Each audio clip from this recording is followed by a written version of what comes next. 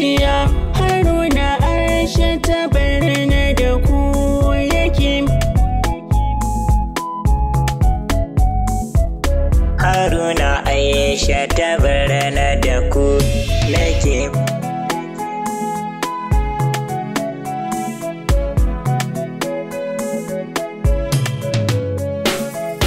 Babu kamar ki a wannan duniya, in ma akwai sai an je indiya. A dole za ya kira ki sarauniya, kin cika gurbin zuci biya. Ƙaunar ki ta shige mishi zuciya, dan ta tsaro ta yi mishi maya. Auren kishi yake yin kudiri, ba mai raba ko a wannan duniya. Mai kyan hali ga kyawun zuciya, ke ce haske na na ida.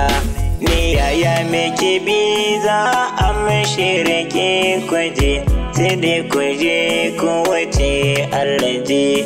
Ya daga nan sai ku wuce ta Otofiya, ku sha ruwa ku wuce Laberiya. Kofar Wambai na san a Kano take, Nijar kawace gunnaje.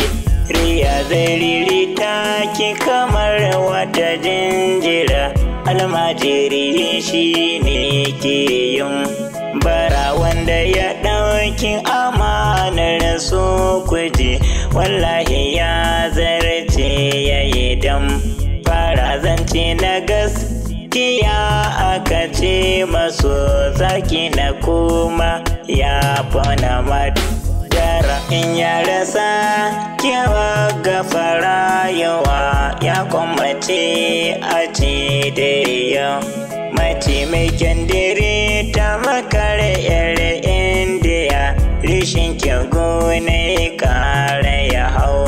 Kace ko Romeo da Jula ana fada, fage na so ku da kuma ku wuce zurfi na so kuma ya wuce rijiya. Shi ke kaɗai ya kaso ba tambaya. Shalele yar autar mata keke, a duniyan nan ba ke da madadikin. Zama gara kowa a gare shi dai, zaki na so ya zarce na maɗi. Mayaudari a fannin so kaje, halinka ba kyau ne kuma na faɗi. Mayafin ƙauna amshi ke lulluɓa shi, so tamkar kogi yake na faɗi. Ka duba duk tsayi gwara kumi, shi masu na sanya